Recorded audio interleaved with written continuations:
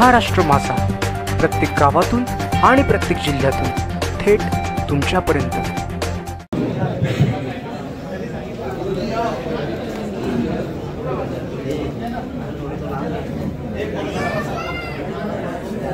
सेना पक्षामध्ये राहील पक्षामध्ये आपल्या सगळ्यांचं स्वागत हार्दिक हार्दिक स्वागत आहे।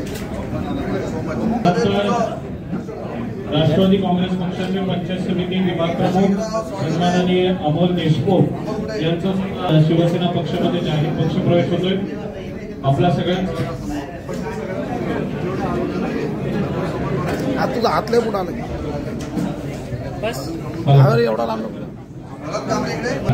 यांचं सुद्धा धोत्रे येथील अशोक रसाळ यांचं सुद्धा शिवसेना पक्षामध्ये जाहीर पक्ष प्रवेश होतोय। आपल्या सगळ्यांचं मनपूर्वक हार्दिक हार्दिक स्वागत। आमदारांच्या नेतृत्वाखाली आम्ही सारेजण काम करत असताना निश्चितच आज शिवसेना या पक्षामध्ये आदरणीय हिंदुहृदय सम्राट सन्माननीय बाळासाहेब ठाकरे यांचे विचार 80% समाजकारण 20% राजकारण आणि आज आनंदीगे साहेबांच्या सुद्धा त्यांना गुरुवारी मानून त्यांच्याच शैलीने त्या ठिकाणी काम करतायत असे मुख्यमंत्री एकनाथ शिंदे साहेब। आणि हे करत असताना शिंदे साहेबांनी खरोखरच या महाराष्ट्रामध्ये जनतेच्या नागरिकांच्या सर्वसामान्य सर्व समाजामध्ये विद्यार्थी असतील, महिला असतील, ज्येष्ठ नागरिक असतील, वारकरी असतील, सगळ्यांच्या मनामध्ये घर केले। आणि आज जर बघितलं तर आपण या मतदारसंघामध्ये या शिवसेना या पक्षामध्ये आमदार महेंद्र शेठ थोरवे यांच्या नेतृत्वाखाली पक्ष प्रवेशाची एक ओढ निर्माण झालेली आहे। आणि त्याच्यातलाच आज हा पक्ष सोहळा होत असताना निश्चितच माझ्या मनामध्ये आज आनंद आहे। म्हणून व्यासपीठावरील सगळ्यांची नावं घ्यायला पाहिजे। सगळ्यांनाच आपण ओळखतात, सगळेच सन्माननीय पदाधिकारी। काय होतं एखाद्याचं नाव राहिलं मग 4 पक्ष झाले आणि मग एखाद्याला नाव नाही राहिलं का म्हणून तो माझं नाव नाही घेतलं। सर्वच पक्षाचे सर्व सन्माननीय पदाधिकारी त्यामध्ये उपतालुका प्रमुख असतील, विभाग प्रमुख असतील, तालुक्याचे पदाधिकारी असतील, जिल्हा परिषद वार्डाचे पदाधिकारी असतील, पंचायत समिती वार्डाचे पदाधिकारी असतील, ग्रामपंचायत मधले सगळे पदाधिकारी असतील। सर्वच पदाधिकारी मी गेले 28-30 वर्षापासून जे बघतो की या मतदारसंघाचं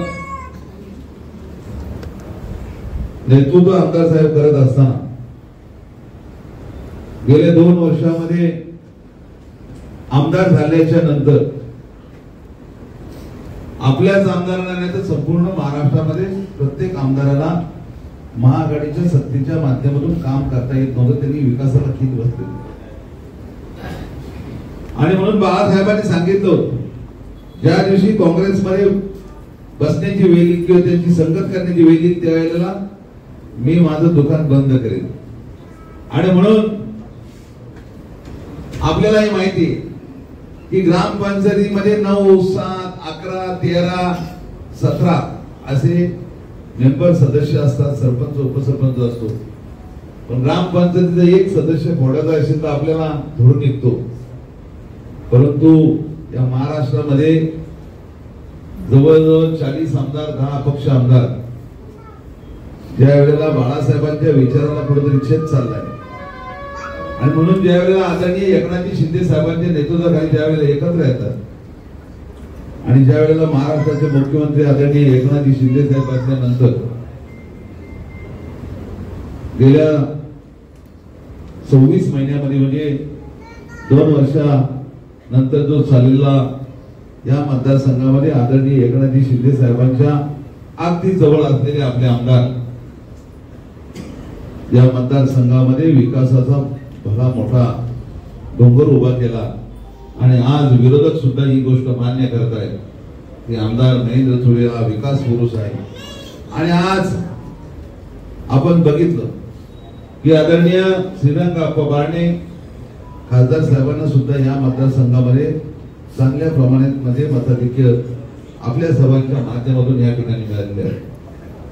आज मी या ठिकाणी सांगेन की आमदार साहेबांनी या मतदारसंघामध्ये महाराष्ट्राचे पाणी पुरवठा मंत्री गुलाबराव पाटील साहेबांच्या नेतृत्वाखाली जल जीवन योजनेच्या माध्यमातून या मतदारसंघामध्ये देशाला स्वातंत्र्य मिळाल्याच्या नंतर किंबहुना या मतदारसंघामध्ये आतापर्यंत ज्यांनी या विधानसभेचं प्रतिनिधित्व केलं, परंतु ते प्रतिनिधित्व करत असताना ग्रामपंचायत आणि प्रत्येक गावामध्ये जल जीवन योजनेच्या माध्यमातून रायगड जिल्हा परिषदचं माध्यम असेल, जल जीवनचं प्राधिकरण असेल, या माध्यमातून या मतदारसंघामध्ये अनेक गावांच्या मध्ये जल जीवन योजनेच्या माध्यमातून मोठ्या प्रमाणामध्ये नळ पाणी पुरवठा योजनेसाठी निधी उभा केला. आता आमदार आणि राज्य शासनाचं काम आहे योजना आणायच्या, मंजूर करायच्या, परंतु लोकशाहीमध्ये टेंडरची जी प्रक्रिया जी असते, कमी जास्त जो दर असतो, ऑनलाईन जी प्रक्रिया असते, त्या प्रक्रियेमध्ये कोणीही या मतदारसंघामध्ये राज्यामधला कुठलाही माणूस तो ठेकेदारी अर्ज ज्यांचं रजिस्ट्रेशन असतं, ठेकेदारी करायचं म्हणजे रजिस्ट्रेशन असतं, तो भरू शकतो. अशा अनेक योजना आहेत की या राज्य शासनाच्या माध्यमातून आपल्या महाराष्ट्राचे पाणी पुरवठा मंत्री यांच्या माध्यमातून झालेल्या योजना, आमदार साहेबांच्या माध्यमातून शिफारस केलेल्या, आमदार साहेबांनी प्रयत्न केलेल्या या योजना, याचं आपल्याला या ठिकाणी श्रेय मिळावं म्हणून अनेक ठेकेदार रायगड जिल्ह्याच्या बाहेरचे रायगड जिल्ह्यामधले काही ठेकेदार धरून आणले आणि त्या कामाची सर्व वाट लावून टाकली. कामं अपूर्ण ठेवली, पूर्ण केली नाही, काही ठिकाणी सुरू केली नाही. आणि मग अशा परिस्थितीमध्ये या योजनेची मागच्या आठवड्यामध्ये आमदार साहेबांच्या माध्यमातून आम्ही या ठिकाणी बैठक बोलवली आणि आमदार साहेबांनी अधिकाऱ्यांसह त्या ठेकेदारांना किंवा जे काम करणारे ठेकेदार आहेत त्यांना या ठिकाणी धाड्यावर धरलं आणि सांगितलं का या योजनेच्या बाबतीमध्ये जर हाय गाय जर तुम्ही कराल तर तुम्हाला मी सोडणार नाही, अशा पद्धतीचं सजेड दर दिला. आणि म्हणून या मतदारसंघामध्ये ज्या जल जीवन योजनेच्या माध्यमातून अनेक योजना असतील त्या आमदार साहेबांच्या माध्यमातून या ठिकाणी आलेल्या आहेत. आज आमदार साहेबांना खऱ्या अर्थाने धन्यवाद द्यावा लागेल की आपल्या सर्वांच्या माध्यमातून मनोहर शेठ जिल्हा परिषद मध्ये जी 2 वर्ष सत्ता नाही ती आपल्यासाठी फायद्याची गोष्ट आहे की या मतदारसंघामधले अनेक जिल्हा परिषद मधले रस्ते की जिल्हा परिषदकडे अपुरा निधी असल्या कारणाने नेहमीच खड्ड्यांमध्ये माती आणि मातीमध्ये खडी टाकून ते बुजवण्याचं जे काम जिल्हा परिषद गेले अनेक वर्ष करतात आपण पाहिलं. परंतु जिल्हा परिषद मधले रस्ते हे सार्वजनिक बांधकामकडे म्हणजे महाराष्ट्र शासनाकडे जर वर्ग करायचे असतील तर जिल्हा परिषद मध्ये असलेली जिल्हा परिषद सदस्यांची एक कमिटी असते, ती कमिटी ते रस्ते सार्वजनिक बांधकामकडे वर्ग करण्यासाठी मनाई करतायत किंवा ते हस्तांतरित करून देत नाहीत. आणि अशा माध्यमातून या मतदारसंघामध्ये अनेक रस्ते असतील, अनेक रस्ते जे जिल्हा परिषदेच्या मालकीचे जे रस्ते होते म्हणजे जिल्हा परिषद सुद्धा करत नाही, खड्डे बुजवित नाही आणि रस्ते सार्वजनिक बांधकामकडे महाराष्ट्र शासनाकडे वर्ग करत नाही, असे अनेक या मतदारसंघामधले रस्ते जे आहेत ते विलमिने साहेब आपण या 2 वर्षांमध्ये हे सर्व रस्ते या मतदारसंघामधले सार्वजनिक बांधकाम म्हणजे महाराष्ट्र शासनाकडे वर्ग केले. आणि म्हणून या ठिकाणी मला आनंद वाटतो का भविष्यामध्ये आपल्या तालुक्यामधले रस्ते जे प्रमुख रस्ते आहेत, आमदार महेंद्र श्री टोरे यांचं आगमन झालेलं आहे, त्यांचे स्वागत. हे रस्ते वर्ग झाल्यामुळे आपल्या या मतदारसंघातले रस्ते सगळे खड्डेमुक्त होणार आहेत. आणि म्हणून या 5 वर्षामध्ये या 2 वर्षामध्ये जे झालेले जे रस्ते आहेत या मतदारसंघामध्ये दिसलेली विकास कामं दिसत आहेत. मग ती रस्त्यांचे असतील, गटारांचे असतील, अंगणवाड्या असतील, शाळा दुरुस्ती असतील, उपजिल्हा रुग्णालय असेल, प्राथमिक आरोग्य केंद्र असेल, मग ग्रामपंचायतीमधील घरकुल असतील, समाज कल्याण मधले असतील, महिला बाल कल्याण मधली कामं असतील, ही सर्व विकास कामे या मतदारसंघामधले आमदार यांच्या प्रयत्नाने आणि यांच्या नेतृत्वाखाली या ठिकाणी होत आहेत. आणि म्हणून या मतदारसंघामध्ये आज आपण जो विकास निधी बघतोय, कर्जतचं जे रूप बदलत चाललेलं आहे, कर्जत मतदारसंघ वेगळ्या पद्धतीने आकार घेतोय, कर्जत मतदारसंघामध्ये वेगळ्या प्रकारचा उकार निर्माण होतोय, त्याचं सार श्रेय या मतदारसंघाचे आमदार महेंद्रसिंह थोरवे, आदरणीय एकनाथजी शिंदे साहेब, आदरणीय बाळासाहेबांचे विचार पुढे नेण्यासाठी खऱ्या अर्थाने महाराष्ट्रामध्ये आज त्यांनी जे भगवं वादळ निर्माण केलेलं आहे. आणि म्हणून याच मतदारसंघात नव्हे तर संपूर्ण महाराष्ट्रामध्ये शिवसेनेकडे बाळासाहेबांच्या विचारांचं नेतृत्व पुढे नेत असताना एकनाथ शिंदे साहेबांच्या बाबतीमध्ये बोलबाला सुरू आहे. एकनाथजी शिंदे साहेब आपण बघितलं, आळंदीची यात्रा असो, पंढरपूरची यात्रा असो, माझ्या सर्वसामान्य गरीबाला, नागरिकाला, आईला, बहिणीला, आजीला, आजोबाला वारी असेल, दिंडी असेल, या दिंडीमध्ये आरोग्याची सेवा असेल, अन्नदानाची सेवा असेल, या सगळ्या सेवा पुरवण्याचं काम आदरणीय महाराष्ट्राचे मुख्यमंत्री एकनाथजी शिंदे साहेब हे जमिनीवरचे मुख्यमंत्री म्हणून ते त्या पद्धतीने काम करत आहेत. आज आपण जर बघितलं की या माझ्या महाराष्ट्रामध्ये मी गरिबांसाठी काम करतोय, मी जनतेतला मुख्यमंत्री आहे, मी सर्वसामान्यांचा मुख्यमंत्री आहे, अशा पद्धतीने हे महाराष्ट्राचे मुख्यमंत्री काम करत आहेत. आमदार साहेबांनी या 2 वर्षामध्ये गेल्या अनेक वर्षाचा देशाला स्वातंत्र्य मिळाल्याच्या नंतर या मतदारसंघामध्ये अनेक आमदार, कोणाला 15 वर्ष झाली, कोणाला 10 वर्ष झाली, कोणाला 5 वर्ष झाली, अशा अनेक या मतदारसंघामधले प्रतिनिधित्व झाल्यानंतर त्यांनी आपापल्या परीने काम केलं. पण मी सांगू शकेन की गेल्या कालखंडामध्ये, स्वातंत्र्याच्या आतापर्यंत कमी कालखंडामध्ये 1000 कोटीचा निधी या मतदारसंघामध्ये आमदार साहेबांच्या माध्यमातून आलेला आहे. आणि खऱ्या अर्थाने आज जर आपण बघितलं, मुलगी जन्माला आल्याच्या नंतर मुलींचा तिरस्कार नको, मुलगी जन्माला आल्यानंतर ती वंशाचा दिवा होऊ शकत नाही. आणि म्हणून या महाराष्ट्रामध्ये, या देशामध्ये भ्रूणहत्या होऊ लागली होती. आणि म्हणून या महाराष्ट्राचे मुख्यमंत्री एकनाथजी शिंदे साहेबांनी सांगितलं की या राज्यामध्ये कुटुंबामध्ये मुलगी जन्माला आल्याच्या नंतर त्या मुलीच्या खात्यामध्ये ती वयाची 18 वर्ष पूर्ण होईपर्यंत आई वडिलांना त्याचा त्रास नको म्हणून तिच्या शिक्षणाची आणि लग्नाची व्यवस्था ते 18 वर्ष पूर्ण होईपर्यंत तिच्या खात्यामध्ये 1 लाख रुपये पडणार.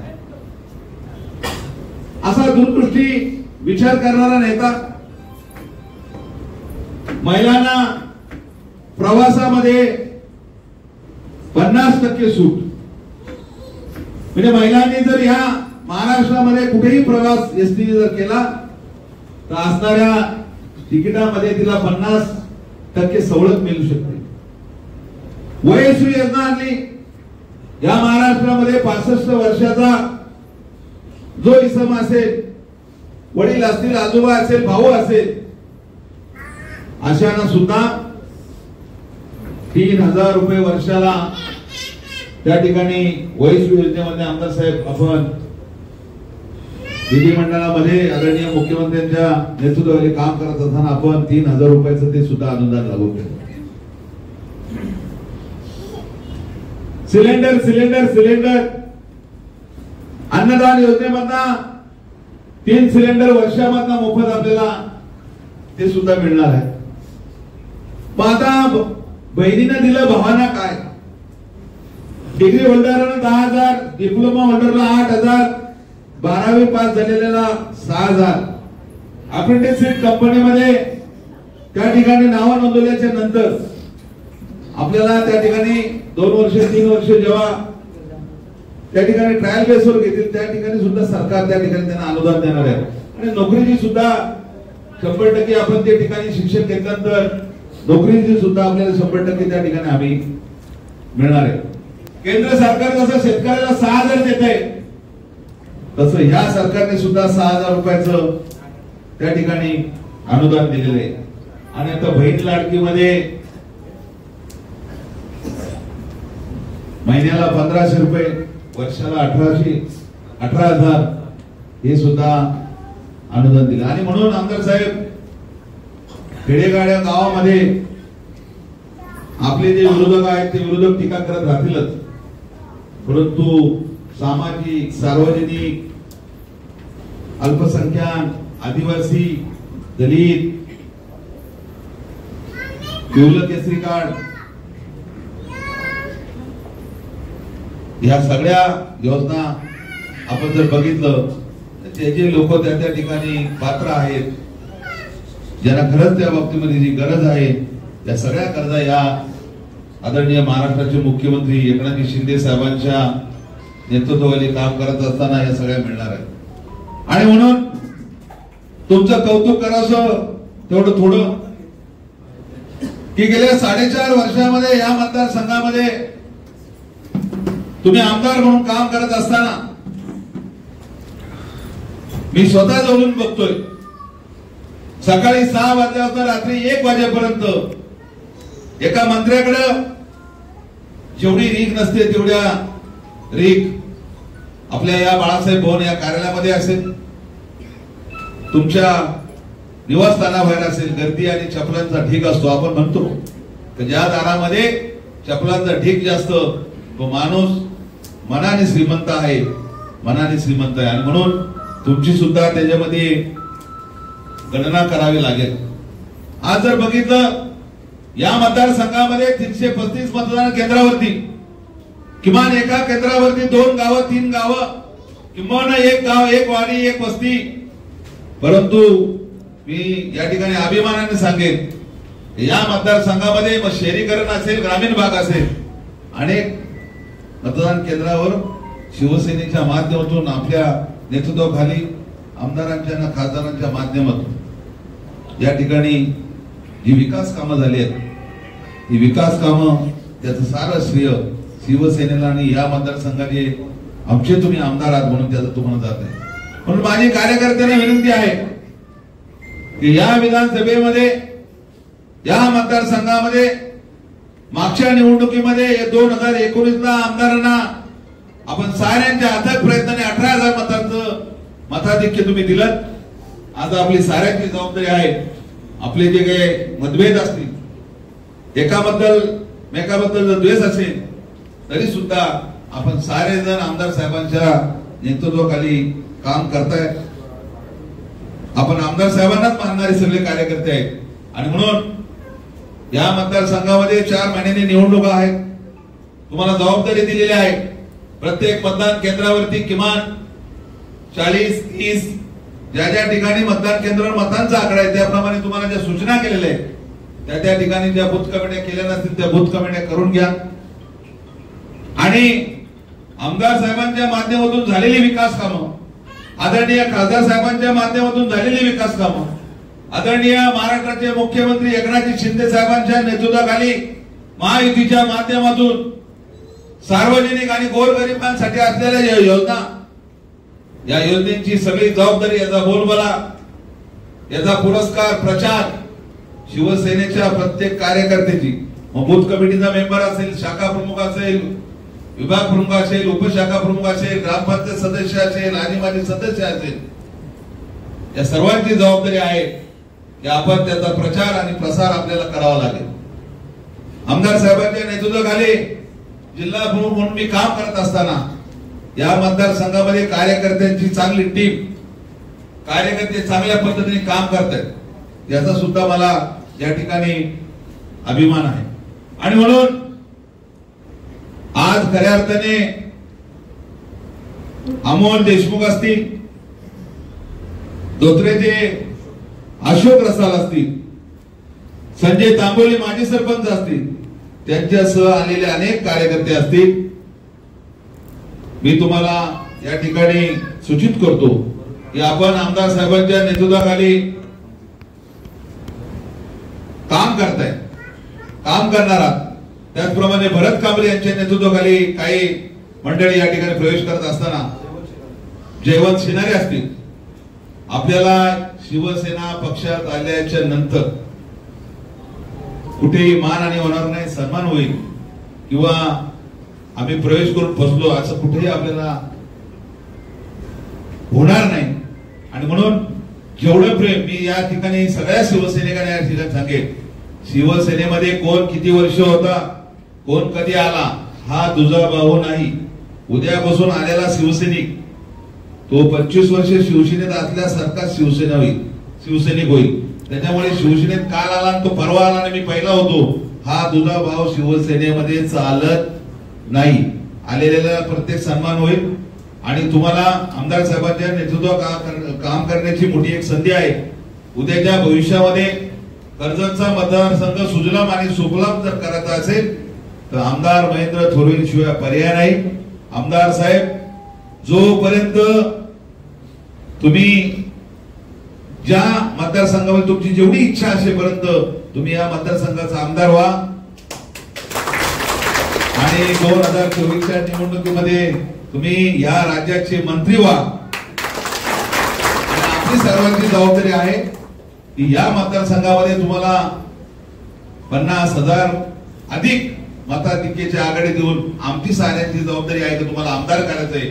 आणि मी सगळ्या कार्यकर्त्यांना विनंती करेन, गावातले रस्ते, गटारे, पाणी पुरवठा योजना, लाईटचे काम, साखर, हातपंप, शाळा दुरुस्ती, अंगणवाड्या दुरुस्ती, आपले जी काही व्यक्तिगत कामं असतील, हॉस्पिटलचं ऍडमिशन असेल, त्या ठिकाणी विद्यार्थ्यांचं जे असेल, ज्या ज्या गोष्टी सार्वजनिक जीवनामध्ये आपल्याला जेवढ्या अडचणी येतात त्या अडचणीला एकच उत्तर आहे, आमदार महेंद्र थोरवे आपला कोणच राहता का. त्याच्यामुळे हा माणूस चिडतो, रागवतो, पण तेवढ्याच पटीने प्रेम करणार नाही. गोड बोलण्यालाच आपली मारतो, ते गोड बोलत नाही, रागवतो, चिडतो, पण काम आपलंच करतो, कुशीत घेतो, डोक्यावरनं हातपाय फिरतो. आणि म्हणून त्यांच्या जवळ जाऊन शिका. आणि आपल्याला आई वडील सुद्धा आपण लहान असताना आपल्यावरती रागवतात, कारण त्यांनीच आपल्याला जन्माला घातलेला असताना सुद्धा आपल्याला रागवतात ना, आपला पालकच आहे.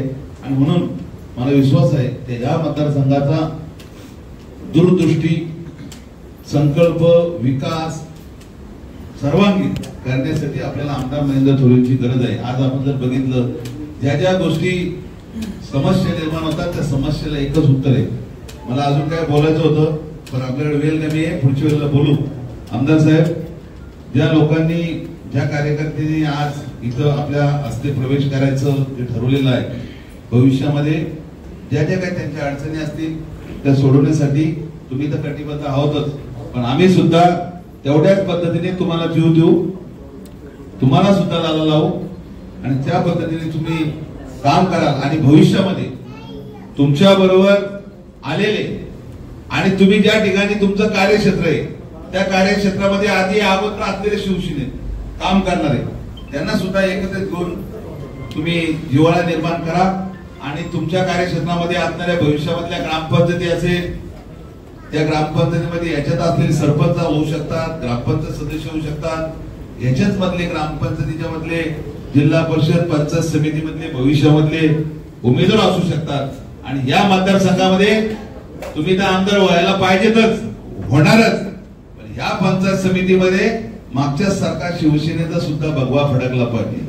जिल्हा परिषद मध्ये असणाऱ्या या 6 मतदारसंघामधले 6 यामध्ये बसलेले सुद्धा जिल्हा परिषदचे उमेदवार तुम्ही असू शकतात. आणि म्हणून आमदार साहेबांच्या नेतृत्वाखाली आपण चांगल्या पद्धतीने काम करा.